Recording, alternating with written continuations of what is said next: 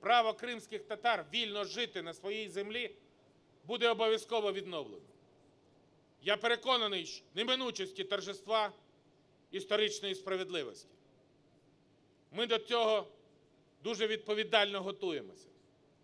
І за рік робоча група, створена Конституційною комісією, напрацювала важливі пропозиції щодо змін до розділу 10 Конституції України. Вони, ці зміни, мають закріпити невід'ємне право кримськотатарського народу як корінного народу України на самовизначення в складі незалежної української держави. Саме таке право група пропонує визнати джерелом особливого статусу Кримської автономії як неподільної складової частини єдиної України.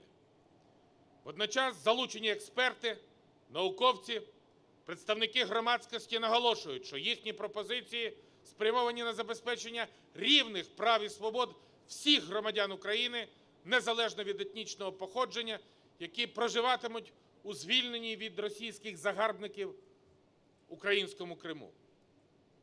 Всі разом вони обиратимуть представницький орган Кримської автономії, яку робоча група пропонує назвати Кримською Радою.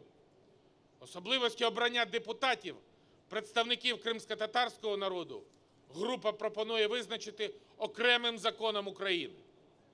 Впевнений, що в українському Криму пануватимуть мир та злагода між різними етносами – українцями, кримськими татарами, росіянами та іншими.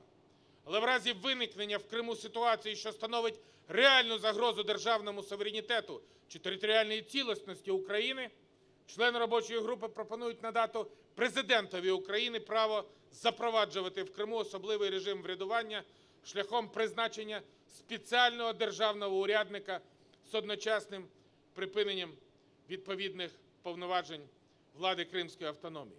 Бо помилок минулого ми повторювати не будемо.